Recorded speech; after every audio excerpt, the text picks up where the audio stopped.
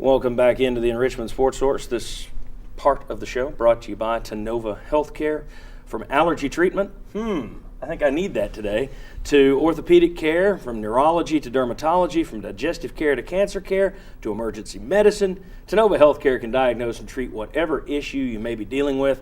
I personally trust Tennova. I think I'm going to go see them for allergy treatment, and I hope you will trust Tennova as well. All right, I want to welcome in the next member of our team today, Shazan Bradley, former Vol defensive lineman. Shazan, thanks for being here. Thank you, sir, for having me here. All right, two hot topics in this segment. We'll start with the big one that's got everybody talking, and in the next segment, our ex-quarterbacks are going to talk about Josh Dobbs as well. Dobbs, he got the call when Justin Worley re-injured his thumb yesterday. Didn't look bad. He came in, he was playing against some backups. The game was already out of hand, but still, that's not a good environment for somebody that's never played a college down to go into. I thought he looked pretty good. That's left some fans wondering why he didn't play earlier this season. Is that a fair comparison? Is that a fair statement? Fair question? Fair something? I trust the coaching staff enough to where they got a better idea when he's ready to play. Same with Ferguson, too. So I'm going to trust him on that. In that regard, I'm not at practice all the time. I don't know what they're doing. So I did think Dobbs looked good. I thought he showed some promise. But I'm not going to ding him much for waiting until this moment because they got a better idea than I do. He did play well for being on the road in Tuscaloosa, number one team in the country, freshman. Some guys needed to help him out by catching some of the passes he threw. Yeah. Would have made his numbers look a little bit better. Yep. The only thing I have is what was the intensity level of Alabama at that point in the game? It is a Nick Saban team, so I kind of wonder, well, shouldn't they always be fired up and intense? But the students were still there. They were. They listened to him. I mean, the man. CBS only pointed it out 30 times.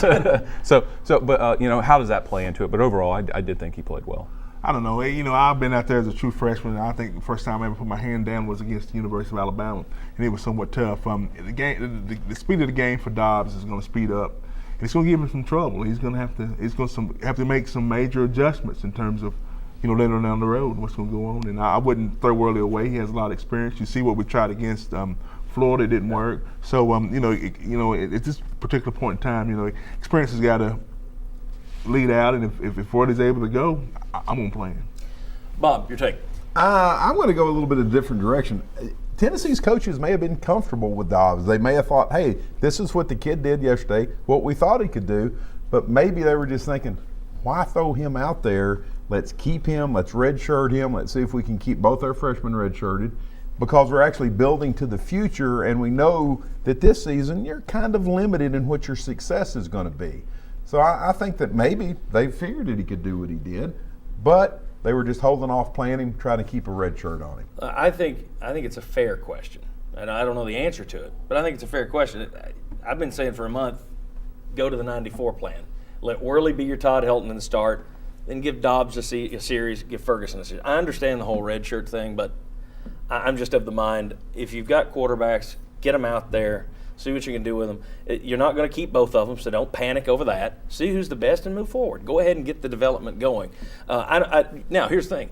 They may have put him in there earlier in the season, and he might have melted down the way that Peterman did at Florida. Who knows? But I don't think it's an unfair question. Doesn't mean they should have definitively done it, but I think it's fair to ask, where's he been? All right, there's been a push from schools like LSU to end permanent cross-divisional rivalries in the SEC. And the reason everybody over there that wants them done away with is Alabama gets a cupcake like Tennessee every year.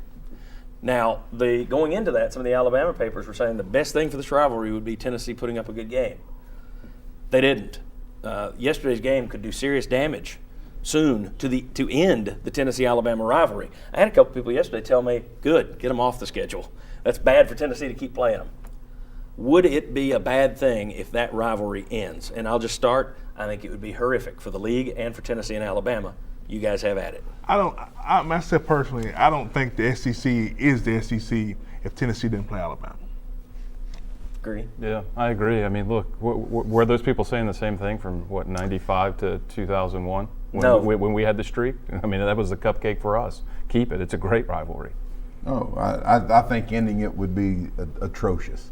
At some point in time, college football needs to keep its history alive, and I think that's a big part of it. I would really dislike it if they continued the series. My hope is they'll go to. Oh, I'm sorry. If they would discontinue. discontinue. Yeah. My hope is they'll go to 9 games and then have a 6-2-1 rotation, 2 rotators, 1 permanent. I think they're going to 9, which I then think I would hope would make that a moot point, so you would continue to have that rivalry. If they stay at 8, to me there's a greater chance they would end it. LSU just wants to get rid of Florida.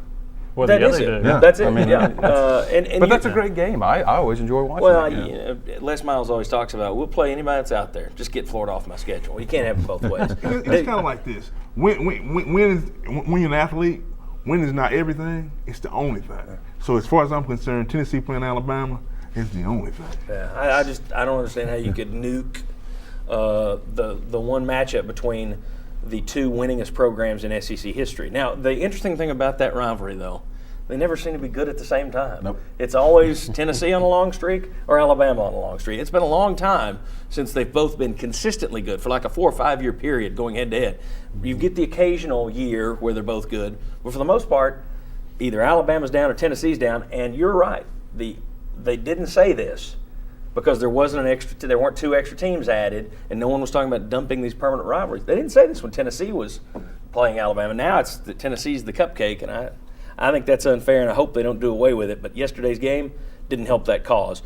When we come back, oh, and by the way, I do want to tell you, they have announced next week's Missouri game, 7 p.m. ESPN. 7 o'clock start on ESPN, which means I'll be up till about 4 a.m. Great, love a night game. When we come back, Chuck, Vince, Sterling, and Bobby talk about Josh Dobbs and how you might make a switch. Is it time to make a switch? Is it fair to talk about a switch? Come on back on the Enrichment Sports Source. You are watching East Tennessee's first and only year-round sports talk show on television.